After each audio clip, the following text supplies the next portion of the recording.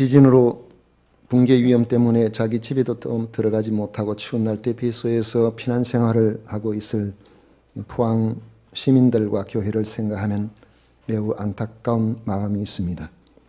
지진 피해를 입은 분들에게 위로의 마음을 드리고 싶습니다.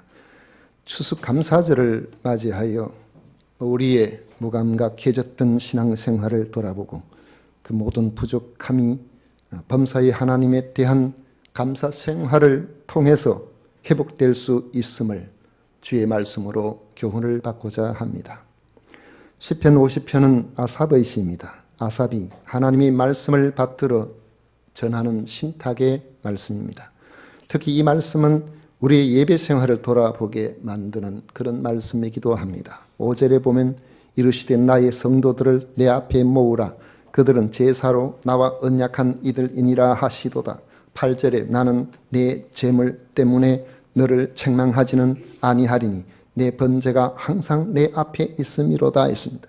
이런 말씀을 통해서 볼 때 아삽이 선포하는 말씀을 듣는 대상은 하나님과 언약관계에 있는 이스라엘 백성이 틀림없고 그들은 하나님의 언약 백성답게 제사를 드리는 사람들이라는 사실을 알 수가 있습니다. 오늘 우리에게 적용한다면 나름대로 예배에 충실한 교인들에게 주시는 말씀이라고 볼 수 있습니다. 5절과 8절의 말씀을 그대로 적용해서 나의 성도들은 예배로 나와 언약한 이들이다. 나는 내 헌금생활 때문에 너를 책망하지는 않겠다. 너는 내게 헌금생활을 잘하고 있습니다라고 그렇게 말할 수가 있습니다.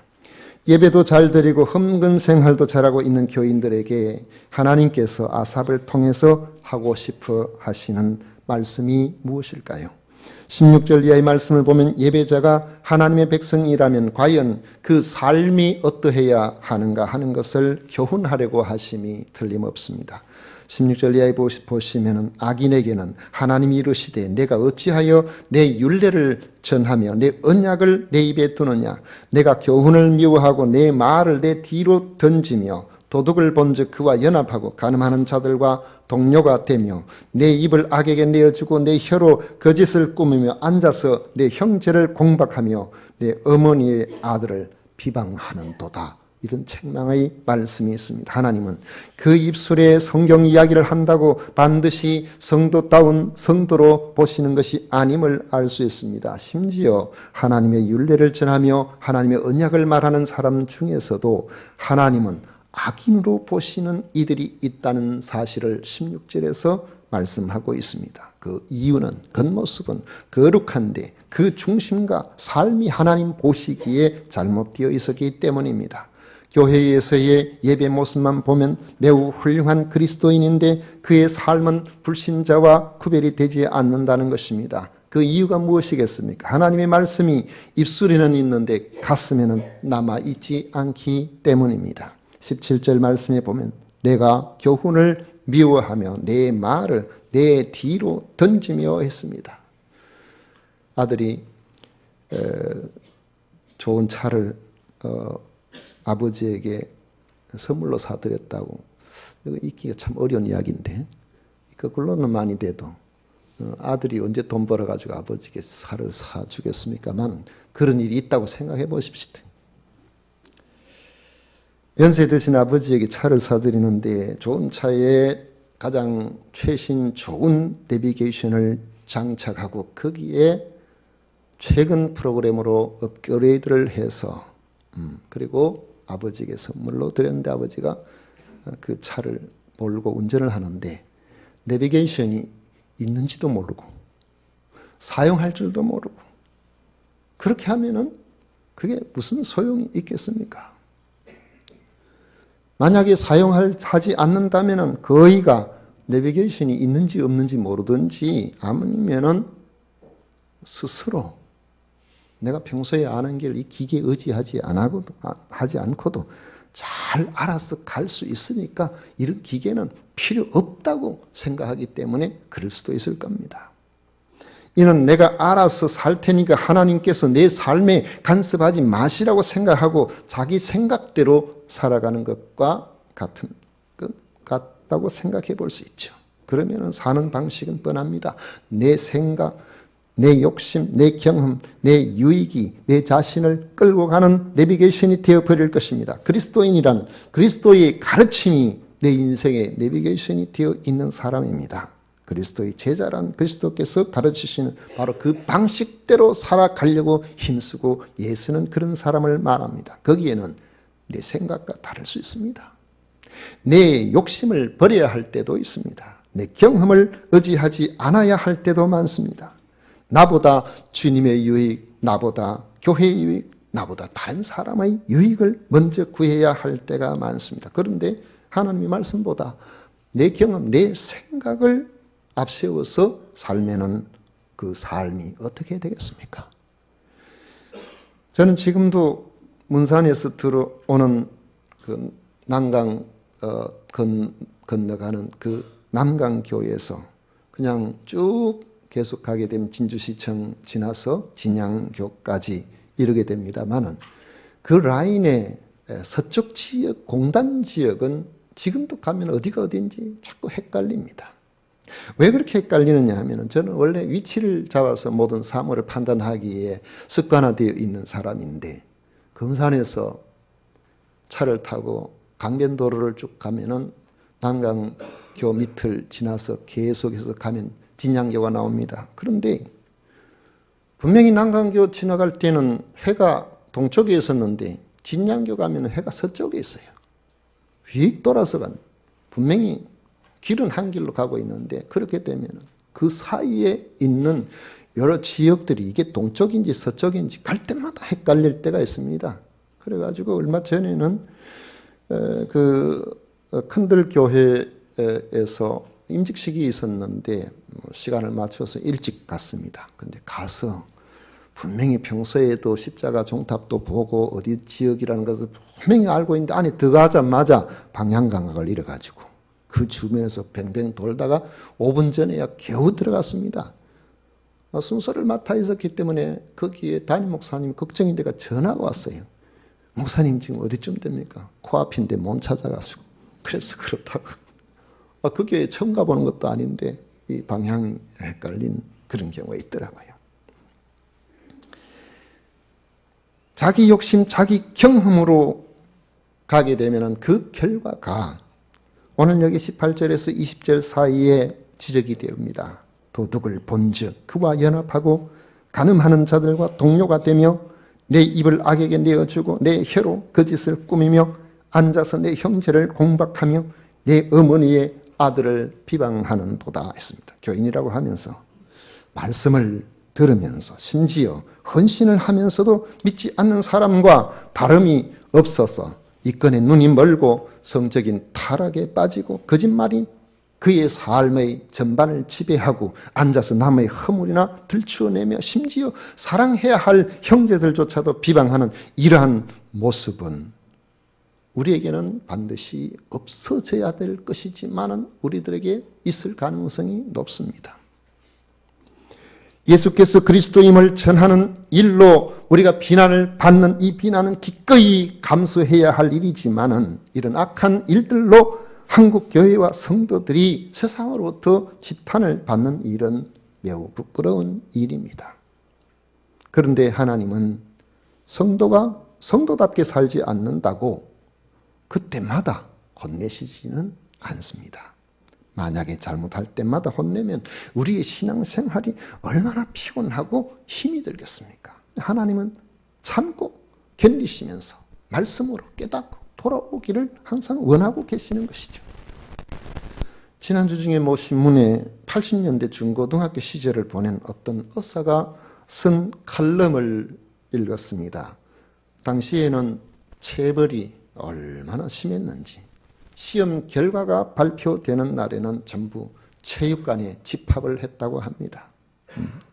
성적 떨어졌다고 매 맞는 시간 몽둥이 들고 담임 선생님이 한 사람 한 사람 이름 불러가면서 그렇게 엉덩이를 때렸다고 하는데 그중에 공부를 특별히 잘해서 반에서 항상 먼저 있는 그런 아이도 그 시간은 공포의 시간이었다 그래요. 왜냐하면 사람이 살다 잘하기도 하고 못하기도 하는 것이지 늘 1등만 할 수는 없으니까요. 그러니까 오늘 또 내가 맞는 시간이 아닌가 해서 항상 마음에 불안한 그야말로 공포의 시간이 되어 있었다는 것입니다. 하나님은 우리가 잘못한다고 그때마다 징벌을 주시면서 공포를 조장하시는 분이 아닙니다. 오히려 참고 기다려 주십니다. 계속해서 참고 기다려 주시고 또 기다려 주십니다. 그런데 이것을 악용하는 사람들이 있다면 문제가 됩니다. 그 죄가 더 크죠.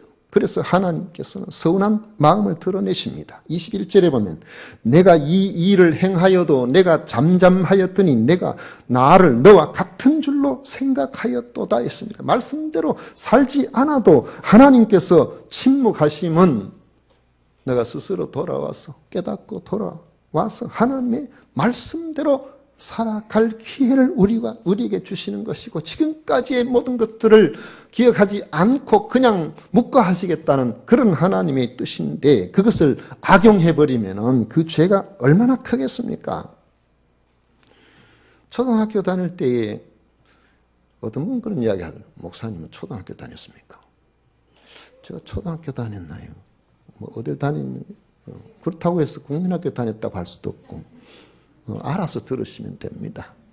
저도 웃자고 어느 유희로 지난번에 눈 맞춘 사람 아직 본 적이 없다 그러는데 머리가 좋아요. 금방 그걸 바꿔서 서로 얼굴을 마주 보면서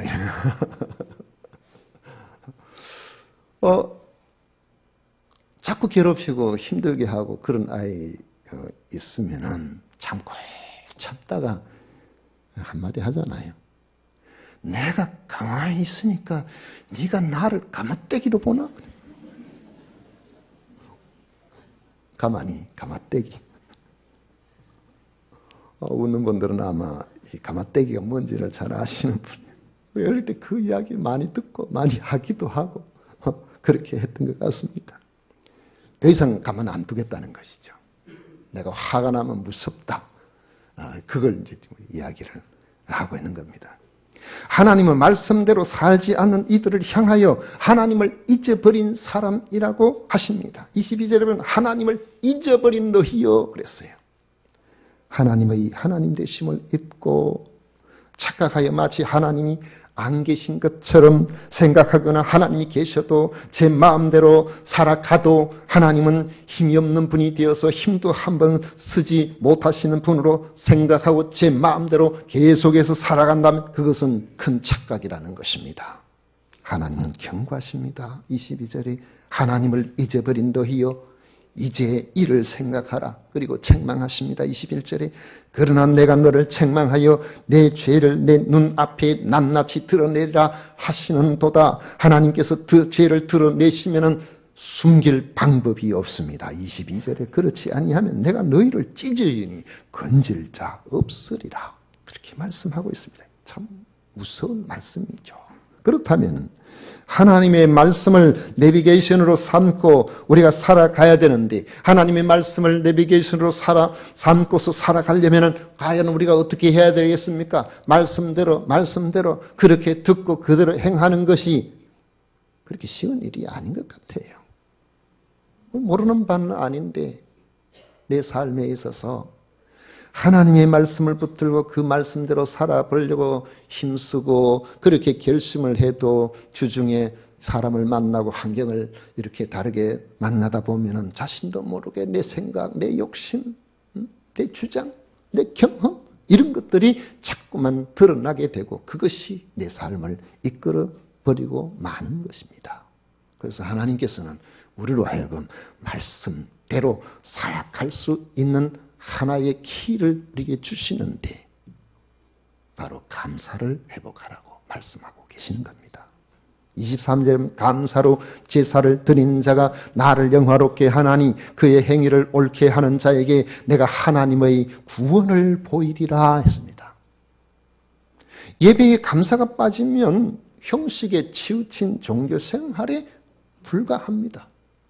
우리가 하나님 앞에 드리는 온갖 헌신들도 과연 하나님이 받으실 만한 것이 될 수 있느냐 없느냐는 그 속에 우리가 감사를 담느냐 담지 않느냐 그것이 그 속에 관건이라는 것을 우리는 생각해야 됩니다. 왜 감사가 이처럼 중요하겠습니까? 감사는 감사 드리는 이와 감사를 받으시는 분의 관계를 이어주기 때문에 그런 것입니다. 감사 없는 헌신은 자칫하면 자기 공로가 됩니다. 자기 의로운 행위가 되어버립니다. 그러나 감사는 감사거리를 주신 하나님에 대한 신뢰를 더 온전하게 만들어주는 것입니다. 생활 속에 만나는 사람들 중에서 감사가 부족한 이들 중에는 자기중심적인 그런 사람들이 많습니다. 남이 자신에게 베푼 일에 대해서는 무감각하거나 당연하게 생각을 하고 다른 사람이 내게 조금만 잘못하면 그냥 불평하고 원망하고 그렇게 되기가 쉽다는 것이죠. 그러나 하나님을 잊어버리지 않고 사는 사람의 특징은 그 입술을 벌릴 때마다 그 마음속에 늘 감사거리가 자꾸만 드러나게 됩니다. 소소한 일인데도 그것에 대해서 고마운 생각이 들어요. 여러분, 우리가 살아가면서 때로는 많은 것들을 모으고 많은 것들을 누리고 그렇게 해야만 비로소 내가 감사할 만한 그런 부분이 있구나. 여러분 한번 생각해 보십시오. 우리가 고민하고 걱정하는 많은 부분들이 사실은 어쩌면은 그것이 내게 주어질 때까지는 내가 간절히 소원했던 것일 수도 있습니다. 하나님, 이거 주세요. 이거 주시면 좋겠어요. 이거 주세요 했는데 나중에 하나님 주신 그게 내 속을 썩이는 거예요. 나를 힘들게 하는 거예요. 그러면 안 주시면 되지 않나요? 없으면 없다고 또 그 불평하고 힘들어해요. 우리의 삶은 그런 거잖아요. 그러면 우리가 어떻게 해야 될까요? 주어진 내 삶에 나에게 허락한 모든 부분들에 우리가 감사하게 되면은 세상에 버릴 것이 전혀 없어집니다. 하나님의 은혜가 그 속에 늘 넘치게 되어 있습니다. 참 그리스도인들은 하나님이 베푸신 은혜에 민감한 사람들입니다. 기본적으로는 나를 위해서 영원한 생명을 허락하신 그러한 하나님의 그 구원의 그 사랑, 구원을 위해서 허락하신 그 사랑에 대한 감사에서부터 시작해서 일상의 삶에 나와 함께하는 모든 사람들과 내가 살아가는 하루의 한 끼의 식사에 이르기까지 오늘 하루를 지나면서 저녁에 가족들이 함께 얼굴을 맞대고 같이 대화를 나눌 수 있는 그 공간에 있다는 것 하나하나가 감사거리가 될 수밖에 없는 것이죠. 여러분 생각해 보세요. 우리가 저녁에 와야 될 가족 식구가 그 시간에 오지 않고 연락도 없고 그러면 그날 밤 제대로 잘 수 있습니까? 도대체 어디 있냐? 왜 전화기를 꺼놓고 있어? 걱정되어서 올 때까지 우리가 힘들어 하잖아요. 그러니까 우리의 일상의 삶을 보면은 감사거리를 찾으면은 끝없는 감사거리가 우리에게 있는 것입니다. 감사는 우리로 하여금 하나님과의 관계에 놀라운 힘을 주고 하나님께서 우리에게 좋은 것을, 더 좋은 것을 주고 싶어하는 마음을 생기도록 그렇게 해 주십니다. 감사는 깨어졌던 관계를 완전히 회복시켜내는 놀라운 힘을 발휘하게 됩니다. 사람과 사람 사이에 살만나게 해요. 우리가 함께한 모든 이들을 향해서 내가 당신을 만나서 같이 하는 이 시간들이 내게는 참으로 복이다라고 하나님께서 내게 허락하신 은혜라고 생각할 때에 그도 나도 그렇습니다. 이렇게 하지 않겠어요? 아이고, 이 세상에 많고 많은 사람들 가운데 하필 당신 같은 사람 만나서 내가 참 힘든데 이러면 나도 마찬가지다. 우리는 그렇게 생각을 하게 될 것입니다. 예전에 어떤 헌당식에 목사님이 축하하러 이제 오셨는데 마치고 난 다음에 이제 가시고 난 다음에 전화를 드렸어요. 와주셔서 참 감사합니다. 이 바쁜 시간에 오셔서 축하해 주셔서 너무나 감사합니다. 왜 제가 그렇게 일일이 감사하다고 전화를 드렸냐면은 참 바쁜 시간에 순서도 안 맞고 자기가 뭐 예식에 대한 순서를 맡은 것도 아닌데 그 와주셔가지고 그 시간에 참여했다는 것은 특별한 경우거든요. 그래서 너무 감사해서 전화를 드렸더니 전화를 받으신 분이 오히려 하시는 말씀이 목사님이 이렇게 기억해 주셔서 일부러 전화 주시고 그래서 너무나 고맙고 감사하다 그러면서 그렇게 이야기를 하시더라고요. 제가 고마워서 전화를 드렸는데 전화 받은 사람이 자신은 와주시고도 또 전화 받았다고 또 고마워하니까 사람 사이에 그것이 사는 재미고 그 사이에 무슨 오해가 있으면 그 사이에 무슨 다른 좋지 않은 감정이 생기겠습니까? 여러분, 우리의 입술에서 우리의 생각, 우리의 경험, 우리의 모든 것들에 비추어서 맞지 않는 그러한 일들이 발생한다고 할지라도 여러분의 입술에서 감사를 잃지 않도록 하시기를 축복합니다. 불평은 더 큰 불평거리를 낳게 되고 사람과의 관계를 해치고 하나님과의 관계가 멀어지게 만들지만은 감사를 하게 되면 깨어졌던 관계가 회복되고 하나님께서 역사하시는 놀라운 은혜의 역사를 우리의 삶에 경험하게 되는 것입니다. 하나님께서 주시는 놀라운 은혜가 일어나게 되어 있어요. 오늘 23절에 보시면 감사로 제사를 드리는 자가 나를 영화롭게 하나니 그의 행위를 옳게 하는 자에게 내가 하나님의 구원을 보이리라 그렇게 말씀하고 있습니다. 하나님을 기억하고 하나님이 하신 여러 가지 일들을 생각하면서 하나님 감사합니다. 이런 사람을 만나게 해주셔서 감사하고요. 또 이렇게 해주셔서 감사하고요. 이게 내 생각에는 이렇게 했으면 더 좋았을 것 하는데 하나님께서 그걸 막으시고 이렇게 하신 것 나 이해 안 되지만은 선하신 하나님께서 더 좋게 인도해 주실 것이라고 믿고 하나님 감사드립니다. 그러면은 세상에 똑같이 모든 것들을 다 받고 누리고 있으면서도 감사할 줄 모르는 사람이 있는데 아니 자기 마음대로 안 되는데도 감사하는 그런 사람을 보는 하나님의 마음이 어떠하겠습니까? 얼마나 귀하게 여겨지겠어요.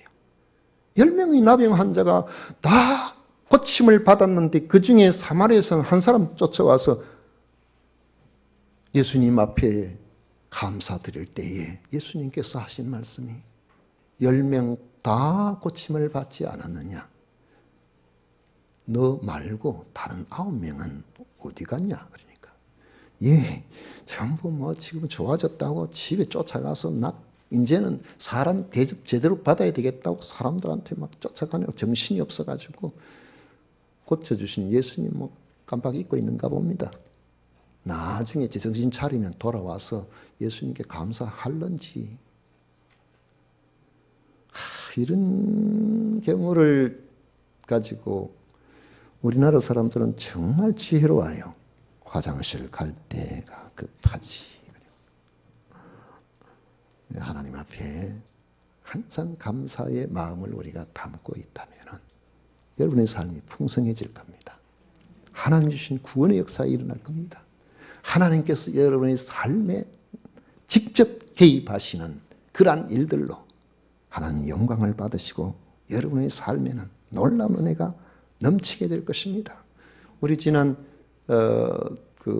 첫 주일에 우리 교회에서 찬양 대회를 했죠. 12주년 설립 12주년 찬양 대회를 했는데 그 가운데서 우리 초등학생하고 인려청장 멸리입니까? 같이 감사 찬양을 했었는데 그래가지고 큰 상을 받았습니다. 아마 제일 큰 상이니까 뭐라고 해야 되나요? 12주년 상을 받았어요. 12주년 상을 받았는데 그 찬양이 너무나 은혜가 되더라고요. 율동도 은혜가 되고 여러분 이게 뭔가 싶으신 분은 아직 참석 안 해서 모르시는 분은 유튜브에 들어가 보실 수도 있고요. 또 우리 홈페이지에 들어가도 있고 홈페이지 개인 PC가 없어서 못 가겠다 하시는 분은 여러분 스마트폰으로 진주 세금산 교회 앱을 찾으시면 당장 나옵니다. 그거 딱 깔아가지고 보면은 거기에 다 나옵니다. 그 안에서 동영상을 볼 수도 있습니다. 그런데 이게 입소문을 타고 우리 교회 성도들이 아닌 이들도 그걸 많이 보고 뭐 이야기를 하더라고요. 너무 좋았다고, 너무 좋다고 그렇게 이야기를 해요. 뭐가 좋겠습니까? 그래도 감사. 그렇지 아니할지라도 감사. 하나님께서 우리의 삶에 인도하신 모든 매사에 감사하는 이러한 마음을 만약에 갖게 된다면 오늘 여기 말씀에서 뭐라고 합니까? 내가 하나님의 구원을 보이리라. 내가 하나님의 구원을 보이리라. 하나님이 친히 우리를 붙잡으시고 인도하시고 선한 길로 이끌어 나가시는 것을 영생의 구원뿐만 아니라 이 땅에서 삶에서의 구원도 경험하게 될 것입니다. 이런 은혜가 함께 하신 우리 모두가 되시기를 축원합니다.